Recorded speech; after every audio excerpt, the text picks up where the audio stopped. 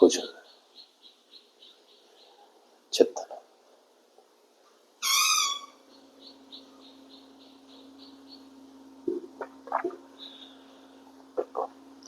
ఇదంతా మా భూదేవి నుంచి మొదలైంది. ఆవిడని ఇప్పటికీ మేము ఓ దేవతలా పూజిస్తాం.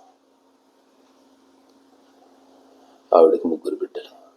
మొదటివాడు వృక్షాధారుడు,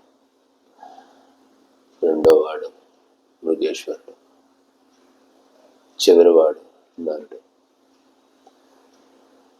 చిన్నవాడు కాబట్టి నరుడిని తల్లి చాలా గారాబంగా పెంచింది. కానీ ఆస్తులు అందరికీ సమానంగా పంచింది, ఒకరిపై ఒకరు ఆధారపడేలా. అది చిన్నవాడు నరుడికి నచ్చలేదు. గారాబం కాస్త తలకెక్కి మదంగా మారింది. ఆ మదంతో తన సొంత సోదరులపై ఎదురు తిరిగాడు. అది ఎంతలా అంటే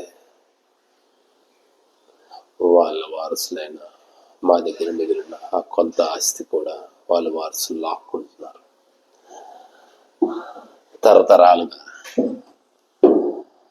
ఓచకోత నరికి నరికి చంపుతున్నారు. అక్కడ ఆగట్లేదు.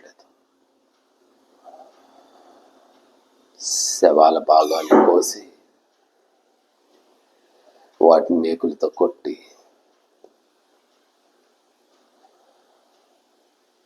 వాటి తోలిని చెక్కి ఆ మాంసపు ముద్దలతో వాళ్ళ ఇంటికి అలంకరణ చేస్తున్నారు.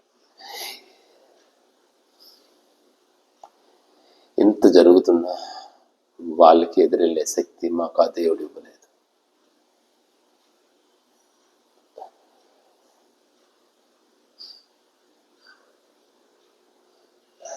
ఇప్పుడు వాళ్ళు సుప్రీం